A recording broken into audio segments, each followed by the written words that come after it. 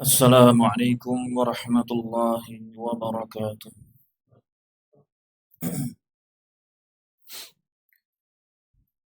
Alhamdulillahi rabbil alamin, wassalatu wassalamu ala nabiyyina Muhammadin wa ala alihi wa sahbihi ajma'in. Amma ba'd. Bapak-bapak, ibu-ibu jamaah Masjid As-Salam rahimakumullah. Alhamdulillah, di petang hari ini kita bisa bersua kembali melanjutkan pelajaran kita, yakni belajar tentang ilmu fikih. Dan alhamdulillah kita sudah sampai di pembahasan tentang haji, ya, tentang haji. Dan di pembahasan haji ini kita masuk di al-babur rabi', bab yang keempat, yakni tentang fi sifatil haji wal umrati. Tentang sifat haji dan umrah, atau tentang tata cara haji dan umrah. Tentang tata cara haji dan umrah, runtutannya, urutan dari manasiknya ini, baik haji maupun umrah. Kalau di pertemuan-pertemuan yang lalu itu apa? Diklasifikasi mana yang rukun, mana yang wajib, mana yang sunnah. Adapun di bab ini diurutkan dari awal tata cara pelaksanaan haji atau umrah. Sebelum kita masuk di pembahasan ini, perlu kita ketahui dulu, perlu kita faham dulu, bahwasannya dalam manasik haji itu ada berapa jenis? Haji itu ada berapa jenis? 3. Ada 3 manasik haji. Yang pertama haji apa? Haji ifrad. Yang pertama namanya haji ifrad. Maksudnya apa? Seseorang itu berihram, meniatkan untuk apa? Haji saja, untuk melaksanakan haji saja. Jadi ada seseorang jamaah Indonesia misalnya, dia terbang ke Makkah, ikut jamaah rombongan haji, kemudian dia masuk Madinah, turun di Madinah misalnya berapa hari di Madinah, kemudian ketika masuk kota Makkah,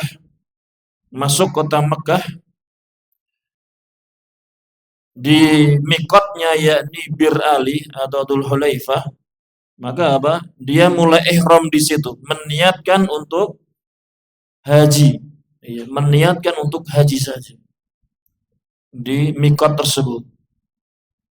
Apabila dia datangnya di tanggal 6 masuk kota Makkah di tanggal 6 Dzulhijjah, sudah memakai pakaian ihram sejak 6 Dzulhijjah, maka dia sampai kota Makkah, dia akan terus pakai pakaian ihram sampai apa? Pelaksanaan haji tiba, yakni di tanggal 8 Dzulhijjah. Baru mulai pelaksanaan haji. Jadi pada haji ifrad ini apa? Seseorang berihram hanya untuk melaksanakan haji saja. Kemudian jenis yang kedua yakni namanya haji qiran. Haji qiran. Ya, haji qiran ini apa? Seseorang berihram meniatkan untuk haji dan umroh secara bersama-sama. Dia melakukan satu manasik haji, tapi dia meniatkan untuk haji dan umroh. Dia melakukan satu manasik haji, tetapi dia meniatkan yang dia kerjakan itu untuk haji dan umroh. Ketika masuk mikot, maka dia apa? Dia berihram dengan meniatkan untuk melaksanakan haji dan umrah.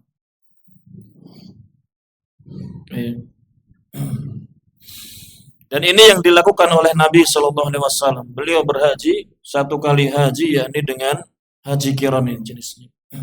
Kemudian haji yang ketiga, yakni haji tamattu. Haji tamattu. yakni seseorang berihram untuk melaksanakan umroh kemudian dilanjutkan haji. Iya. Misalnya jamaah Indonesia dia datang rombongan haji langsung turun ke Jeddah misalnya untuk menuju Mekah. Maka dia ihram di atas pesawat, di atas Yalamlam, dia untuk meniatkan umroh saja. Dia meniatkan umroh dulu. Labbaik Allahumma umratan. Dia meniatkan untuk umroh dulu. Jadi dia masuk kota Mekah, kemudian dia kerjakan umrohnya. Kemudian tahallul. Setelah sa'i, kemudian dia memotong rambut, kemudian tahallul. Dia sudah boleh pakai pakaian biasa. Sampai dia di kota Mekah menunggu sampai tanggal 8 Dzulhijjah baru dia ihram untuk haji. Di tempat dia menginap. Ya, ihramnya mulai dari tempat dia menginap. Dia mulai labbaik Allahumma hajjan di situ. Ya.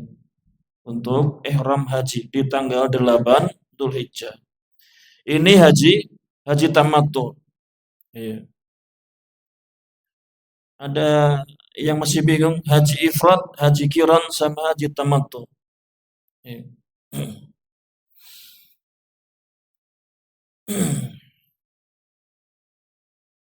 Sudah jelas ya. Sedikit ada gambarannya lah. Jangan sampai 3 jenis ini ngeblank.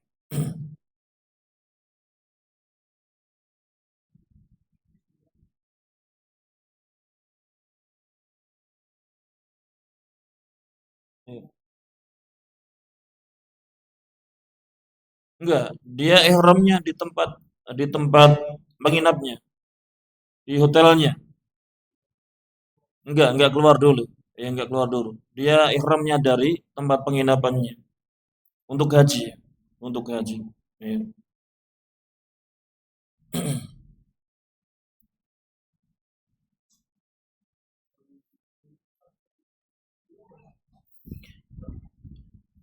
Itu ibadah haji, tetapi dia meniatkan itu untuk haji dan umrah.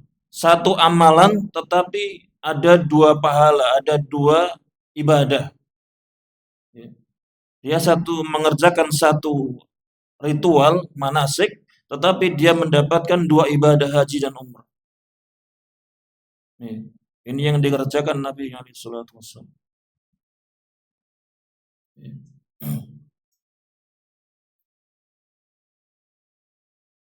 Ya, gitu ya.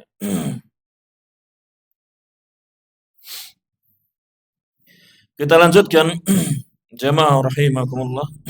Kita baca buku kita Al-aslu 'inda ahli ilmi fi sifatil haji hadithu Jabirin al-masyhur.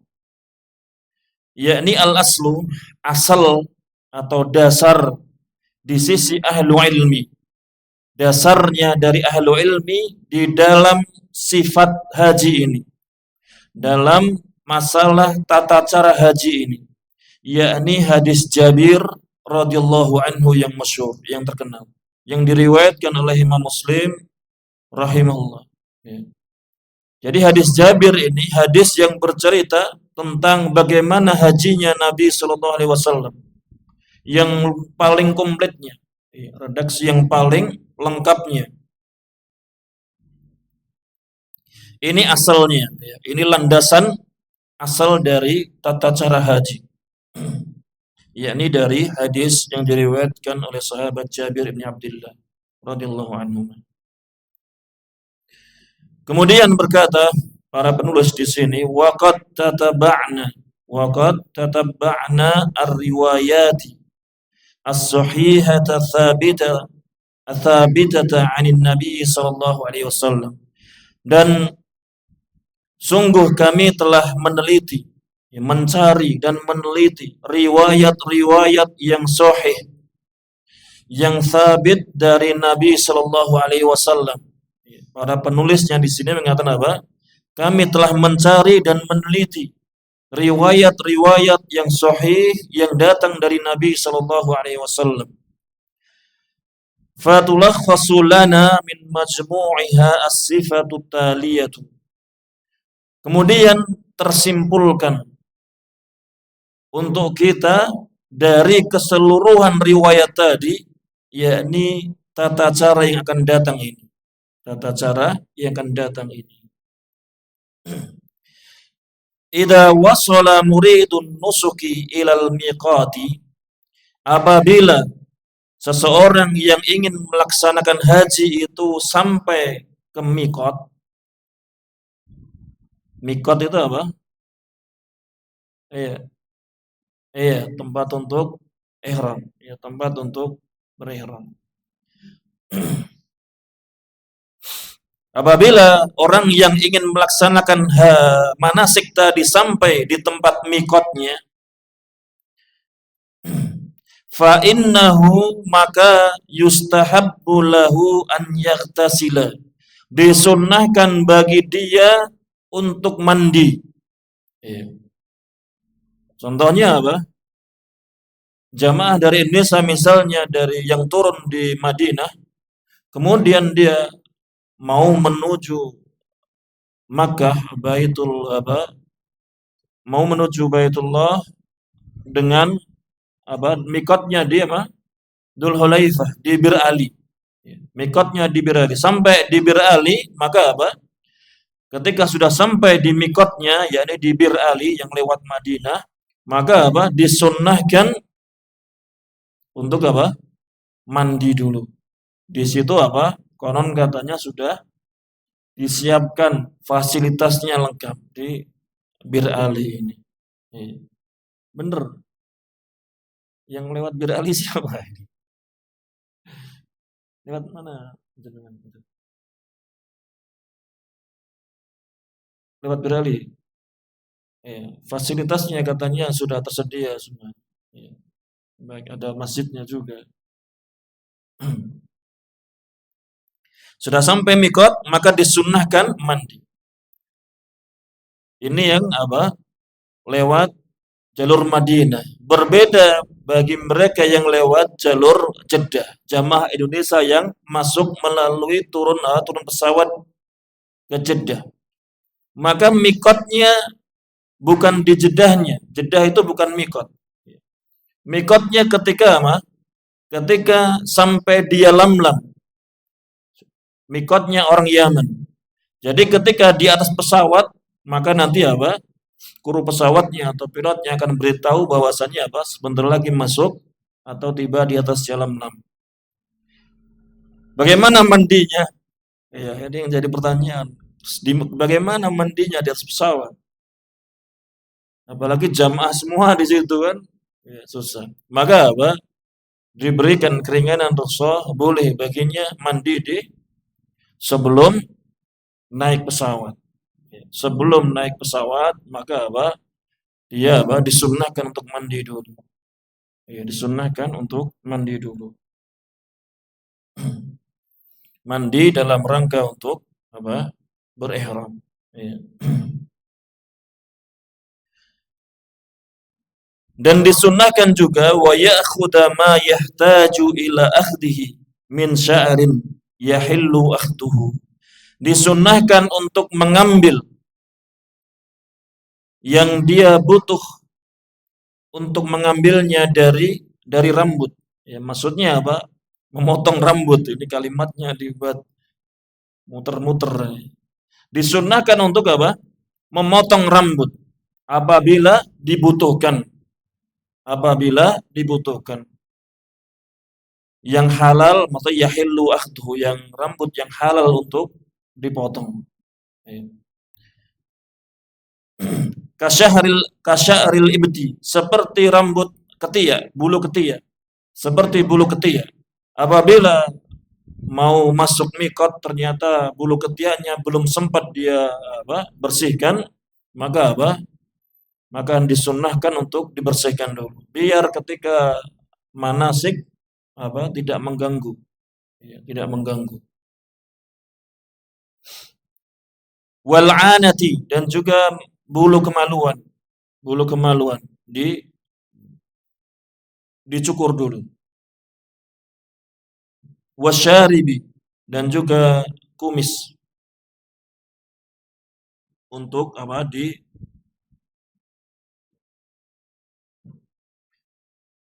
dipotong. Ya, kumis juga dipotong, disunahkan untuk dipotong. Karena apa? Karena ketika nanti sudah ihram, kalau dia sudah ihram di mikotnya, maka sudah terlarang itu memotong rambut, memotong apa, kumis, mencabut bulu ketiak, itu perkara yang diharamkan ketika sudah ihram. Ya. Sehingga sebelum ihram maka hendaknya dibersihkan, disunahkan untuk dibersihkan.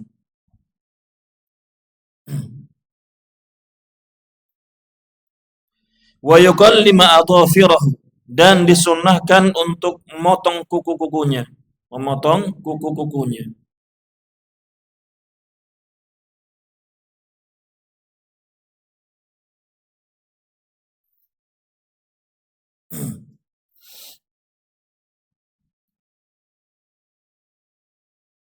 Wa yatajarradu ar-rajulu minal makhiti. Ya, wa yatajarradu, dan untuk laki-laki untuk melepaskan pakaian yang berjahit. Wa yatajarradu ar-rajulu minal makhiti. Untuk laki-laki ketika sudah sampai mikot, maka apa? Setelah dia mandi, maka apa? Dia sudah bersiap-siap untuk memakai pakaian ihramnya, bukan untuk memakai pakaian yang sebagaimana biasanya dia kenakan, yakni pakaian yang berjahit. Ya, terlarang hukumnya untuk memakai pakaian yang berjahit bagi laki-laki ketika sudah ihram. Ini bagi laki-laki. Kalau perempuan maka apa? Tidak terlarang untuk menggunakan pakaian yang berjahit. Wa yatatayyabu fi badanihi, dan untuk laki-laki disunahkan untuk memakai minyak wangi fi badanihi, di badannya, qabla niyatid dukhuli fin nusuk, sebelum meniatkan memulai manasik. Jadi sebelum dia memulai manasik, sebelum dia ihram meniatkan untuk haji atau umrah, maka apa? Dia kenakan minyak wangi dulu di badannya, ya, di badannya. Kalau Nabi SAW di kepalanya dan di jenggotnya, dia gunakan minyak wangi. Dan tidak boleh menggunakan minyak wangi di pakaian ihramnya, tidak boleh.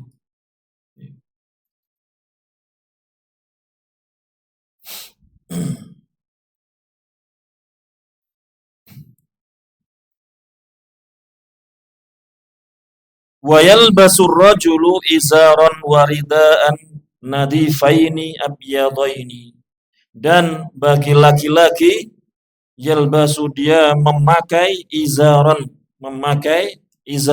pakaian bawah, sarung. Ya. Waridaan, dan rida, selendangnya. Nadifaini, yang bersih, abyadaini, yang berwarna putih. Ya. Yang disunnahkan untuk berwarna putih. Ya. Jadi dua pakaian ihram ini disunnahkan berwarna putih. Satu kain untuk dikenakan sebagai izar, yakni sarung, ya, dia kenakan sebagaimana apa? Menggunakan sarung. Karena bentuknya lembaran, tidak seperti sarung yang bundar, maka apa? Ya, sebenarnya tidak ada cara khusus ya dalam buku-buku, tidak ada cara khusus, tapi biasanya mereka para pemimpin haji sudah memiliki bagaimana membuat sarung yang kuat untuk apa? Haji ini. Ya.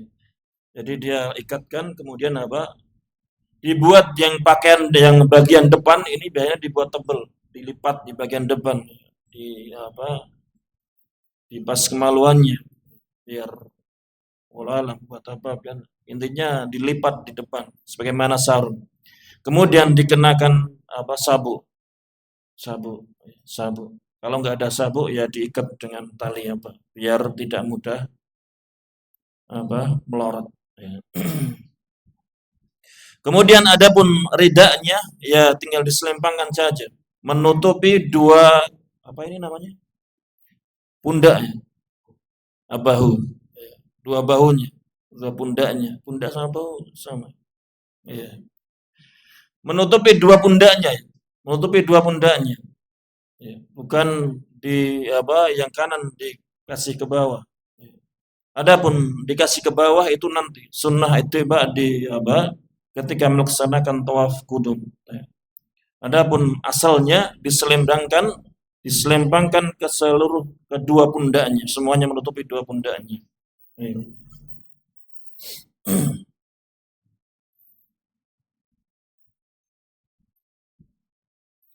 Ini apa? Izar dan rida, pakaian bagi laki-laki. Adapun perempuan, maka apa? Disebutkan di sini wa tuhrimul mar'atu fi masya'at min thiyabin, dan wanita dia berihram dengan pakaian yang dia kehendaki, yang dia mau bebas. Karena tidak ada larangan pakaian berjahit. Larangan pada wanita, pada pakaian wanita yakni apa? Larangannya untuk cadar dan kaos tangan. Untuk wanita ketika apa? Mau ihram maka dia melepaskan cadarnya dan kaos tangannya.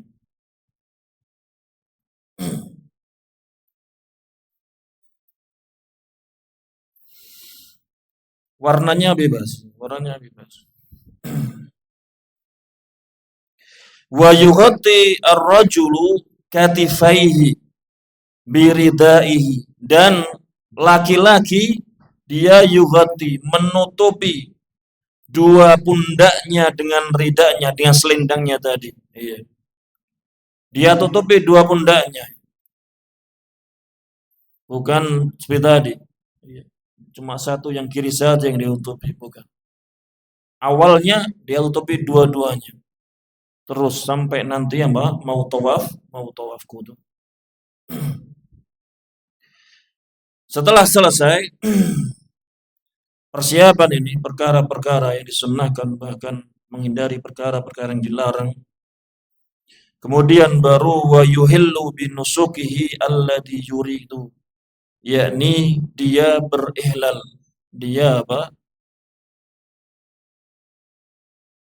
Dia mengucapkan talbiyah, bertalbiyah, dia meniatkan ihram, meniatkan manasiknya. Wa yuhillu binusukihi, dia meniatkan berihlal untuk manasiknya yang dia kehendaki, Kalau dia meniatkan untuk apa? Ifrad, maka dia niatkan dia akan memulai haji ifrad.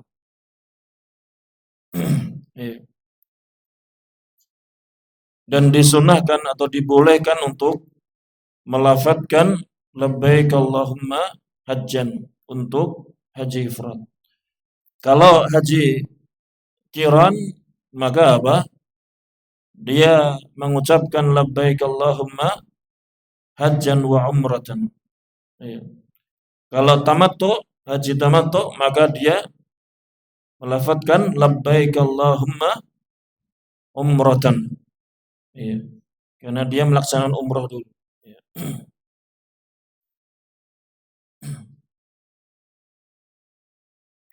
Maka ketika sudah ihram berarti dia sudah masuk rukun yang pertama dari haji dan umrah. Wal afdalu, dan yang afdal, yang lebih utama, an yakuna ihlaluhu idastawa ala dabatihi. Dan yang afdal, yang lebih utama, agar ihlalnya dia, ihramnya dia, pengucapan talbiyah tadi, yakni apabila dia sudah naik kendaraannya. Sudah naik kendaraannya. Misalnya di Bir Ali, maka apa? Dia turun dari Bir Ali sampai ke Mekahnya, penginapannya pakai kendaraan.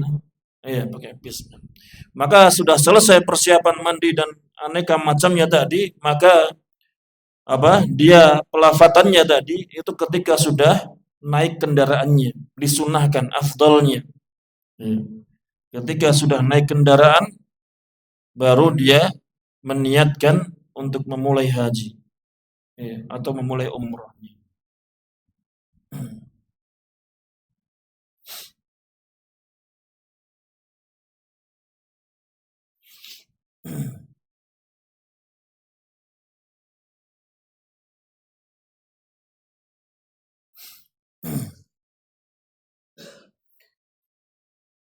Kemudian wa in kana al-muhrimu yakhafu min 'a'iqin yamna'uhu min itmami nusukihi, jika orang yang berihram tadi khawatir, apabila orang yang berihram tadi khawatir dari adanya penghalang, dia khawatir nanti adanya penghalang yang akan menghalangi dia dari penyempurnaan manasiknya. Dia khawatir. Misalnya sudah tua renta atau sedang kumat penyakitnya terasa, mau ihram sudah terasa penyakit yang menahunnya misalnya. Dia khawatir ini penyakit ini akan menghalangi dia dari pelaksanaan kesempurnaan haji atau umrah. Contoh yang menghalangi di sini disebutkan kamarodin, seperti adanya penyakit. Khawatir penyakit ini akan mendatangi dia. Au qat'i tariqin, atau khawatir di tengah jalan ada begal, ada perampok. Khawatir. Au nahwi dzalik, atau yang semisal dengan itu. Dia khawatir. Khawatir tidak bisa menyempurnakan ibadahnya, manasiknya. Fa innahu yashtaritu, maka dia mempersyaratkan, ketika dia melafadzkan labbaik Allahumma hajjan, maka ditambahi persyaratan, ditambahi dengan persyaratan anna mahilli haitsu habastani, labbaik Allahumma hajjan inna mahilli haitsu habastani.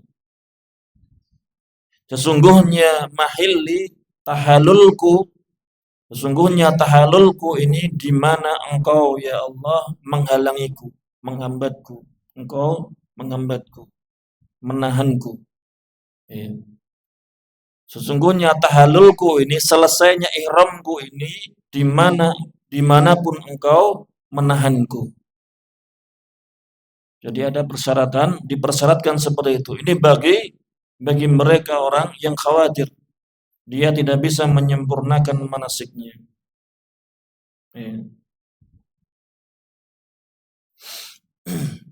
Terus pengaruhnya apa? Pengaruhnya apa? Dengan membaca ini dengan yang tidak. Dia membaca ini kemudian terhalangi, dia sakit ternyata tidak bisa menyempurnakan, tidak bisa mengerjakan manasik sampai selesai. Dengan orang yang dia tidak mengucapkan, kemudian dia juga tertahan, tidak bisa menyelesaikan manasiknya. Bedanya apa? Orang yang mengucapkan persyaratan ini, maka tidak ada hadyu padanya. Tidak ada hadyu. Hadyu karena ihsar, karena tertahan. Sebagaimana Nabi SAW ketika beliau mau haji tertahan. Sehingga beliau pun menyembelih hadyu.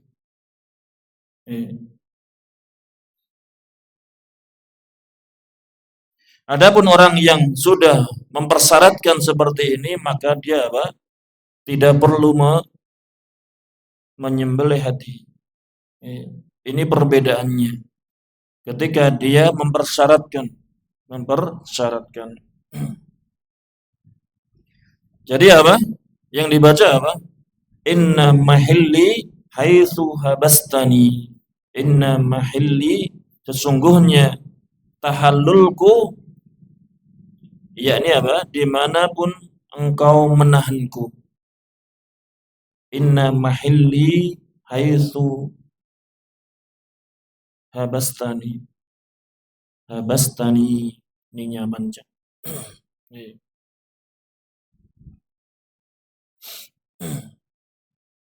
Ini apa? Apabila dia khawatir. Walaupun ada sebagian ulama yang lain berpendapat baik khawatir maupun tidak, maka dia disunahkan untuk membaca ini. Karena khawatiran halangan yang datang itu bisa datang kepada siapa saja. Ada penulis di sini, bacaan ini cuma untuk mereka orang-orang yang khawatir saja,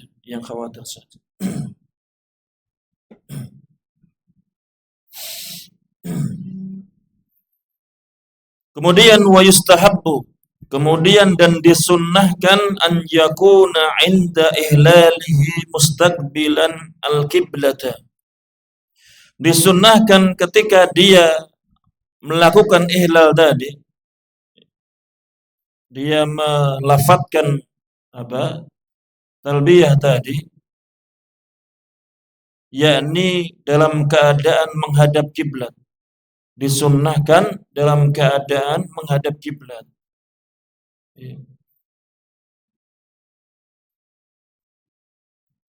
Jadi duduknya ketika tidak pas kiblat ya agak diserong-serongkan.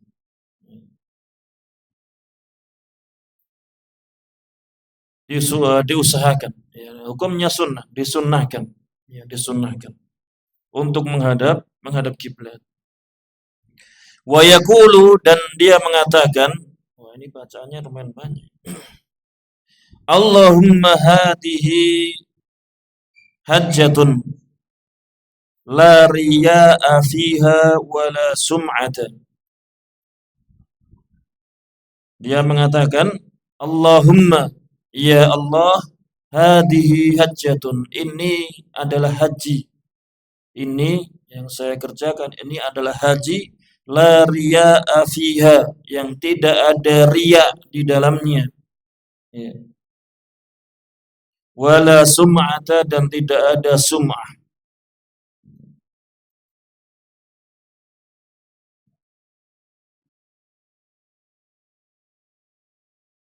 Riya itu apa? Apa? Ya.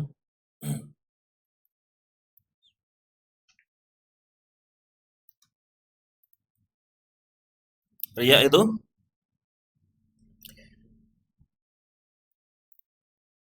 apa?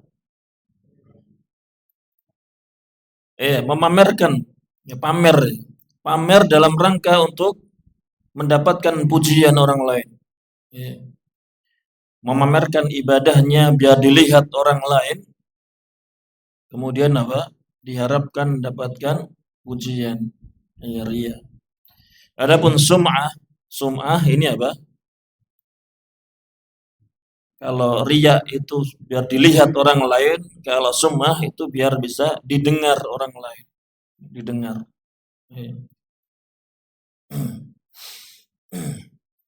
Alhamdulillah, story HP alhamdulillah sudah sampai mikot. Ini apa ini maksudnya ini? Buat story HP alhamdulillah sudah sampai mikot, sudah sampai Dzulhulaifah. Iya. Sadar tidak sadar itu apa? Kadang ada rasa pengen dipuji, pengen mendapatkan sanjungan, hebat sudah bisa menunaikan ibadah haji. Dan selainnya. Biar doanya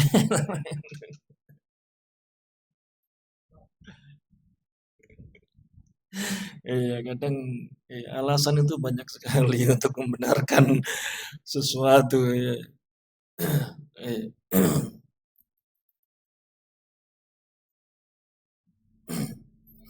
Di foto sudah sampai Ka'bah. Tanpa kata-kata pun, di foto sampai Ka'bah itu kan kadang apa? Tujuannya apa itu? Kalau ngajak ya.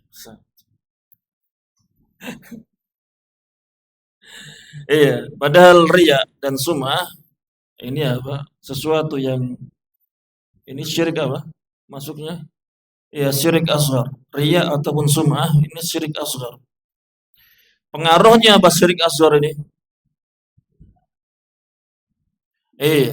Dia menghapus pahala atau ibadah yang terkait dengannya. Iya. Kalau riyaknya dalam ibadah haji, maka hajinya tersebut ya tidak bernilai pahala. Bukan semua amalannya, sholatnya juga ikut terhapus, tidak. Tapi ibadah yang terkait dengan riak tersebut yang terhapus. Iya. Sia-sia ibadahnya karena riak dan sum'ah. Iya. Jadi di sini disunnahkan juga untuk mengucapkan Allahumma hadhihi hajatun la riya'a fiha wa la sum'ah. Jadi yang dibaca apa? Yang pertama labbaik Allahumma hajjan. Ya. Kemudian persyaratan apabila dia khawatir inna mahalli haitsu habastani. Setelah itu apa? Allahumma hadhihi hajjatun la riya'a fiha wa la sum'ah.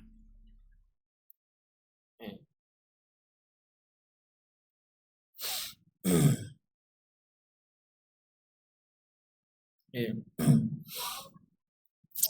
Kemudian wa yashra'u fit talbiyah, dan dia orang yang berhaji ini mulai di dalam talbiyah. Iya. Setelah membaca beberapa lafaz tadi, dia baru mulai talbiyah. Talbiyahnya bagaimana? Sebagaimana ya sering kita dengar ketika di hari-hari haji, labbaik Allahumma labbaik, labbaik la syarika laka labbaik la syarika laka labbaik. Innal hamda wa ni'mata laka wal mulk wa ni'mata laka wal mulk la syarika lak. Ya.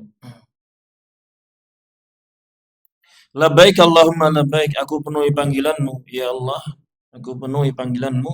Labbaik la syarika lak labbaik. Ya.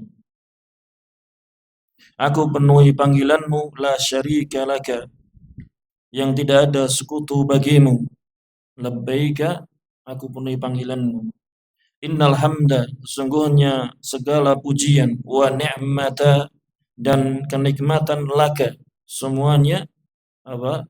Milikmu. Wal mulk, dan kerajaan. La syarika lak, tidak ada sekutu bagimu. Ya. Ini apa? Bacaan talbiyah disunnahkan. Sudah memulai dari selesai apa? Dari masuk miqat, kemudian dia sudah membaca kalimat labbaik Allahumma hajjan atau umratan, maka setelah itu disunnahkan untuk mulai membaca talbiyah ini, memperbanyak membaca talbiyah ini. Wa kana sahabatu yaziduna, dan para sahabat radhiyallahu anhum mereka menambahkan dalam bacaan talbiyahnya ini, menambahkan labbaika dal ma'arij, labbaika dal ma'arij, aku penuhi panggilanmu wahai zat yang memiliki tempat-tempat yang tinggi, yang memiliki kedudukan-kedudukan yang tinggi. Labbaika dal ma'arij, labbaika dal fawadil, aku penuhi panggilanmu dal fawadil, yang memiliki keutamaan-keutamaan, zat yang memiliki keutamaan-keutamaan. Iya. Ini para sahabat radhiyallahu anhum yang menambahkan. Adapun dari Nabi sallallahu alaihi wasallam, maka dengan bacaan talbiyah yang tadi. Bacaan yang talbiyah tadi.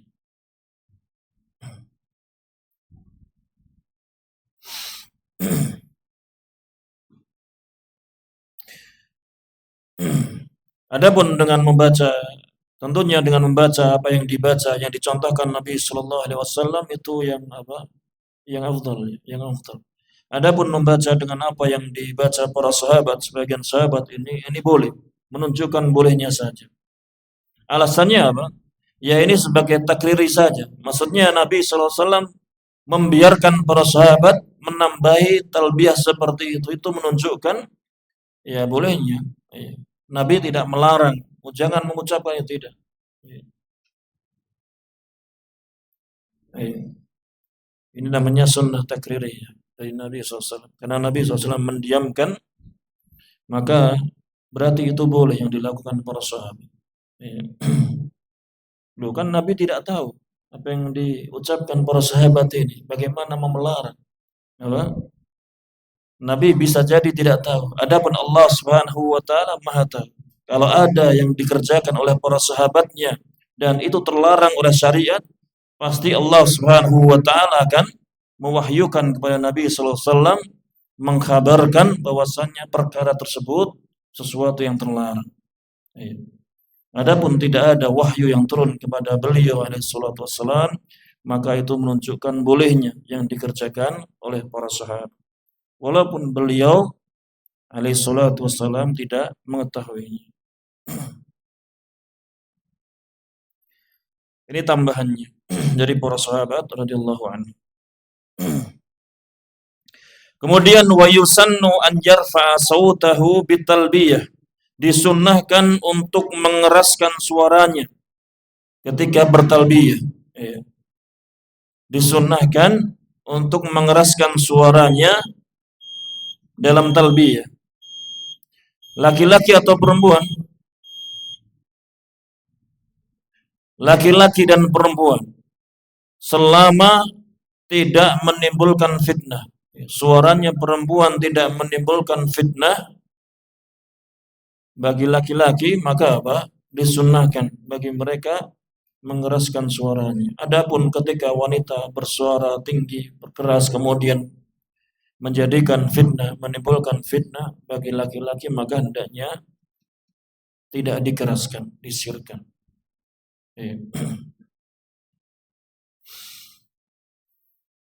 Iya, sampai di sini masih di apa? Di mikot, sampai di mikot. Insya Allah akan kita lanjutkan ketika sudah sampai di kota Mekkahnya di pertemuan yang akan datang. Kita akhiri